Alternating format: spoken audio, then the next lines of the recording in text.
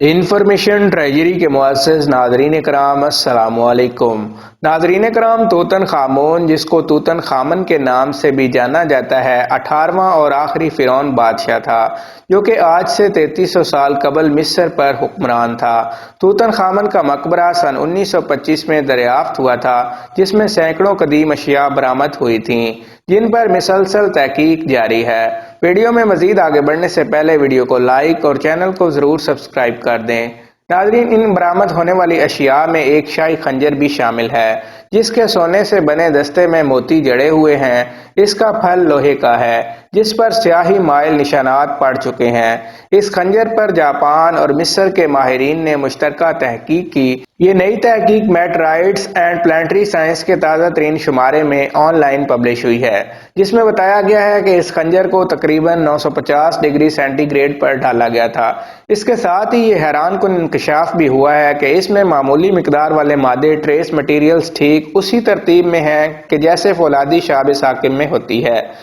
توتن خامن کے شاہی خنجر اور اس شابیہ میں ٹریس مٹیریل کی ترکیب بالکل یکساں ہے، جس سے یہ ظاہر ہوتا ہے کہ اس خنجر کی تیاری کے لیے جس جگہ بھی کھدائی کر کے دھات نکالی گئی تھی وہاں شاید لاکھوں کروڑوں سال قبل کوئی فولادی شہاب ثاقب ٹکرا چکا تھا۔ اس سے قبل فروری سن 2020 میں قاہرہ کے عجائب گھر اور جاپان کے چباک انسٹی ٹیوٹ آف ٹیکنالوجی کے ماہرین نے اس خنجر کے بارے میں مزید جاننے کے لیے جدید ایکس رے اور آلات کا استعمال کیا تھا، جن کے مشاہدات سے ہی ان دھبوں میں سلفر، کلورین، کیلشیم اور زنک کی بھی معمولی مقداریں دریافت ہوئی تھیں۔ دوستو، دنیا میں لوہے کا دور شروع ہونے کے حوالے سے عموماً خیال کیا جاتا رہا ہے کہ لوہے کا زمانہ تقریباً 1200 سال قبل مسیح میں شروع ہوا تھا، لیکن اس خنجر میں لوہے کے استعمال کو مد نظر رکھتے ہوئے اب شاید دنیا کو اپنا نظریہ تبدیل کرنا پڑے، کیونکہ اس خنجر کے حوالے سے تحقیق کے بعد پتہ چلتا ہے کہ شاید لوہے کے زمانے کا آغاز 1400 سال قبل مسیح کے آس پاس ہو چکا تھا،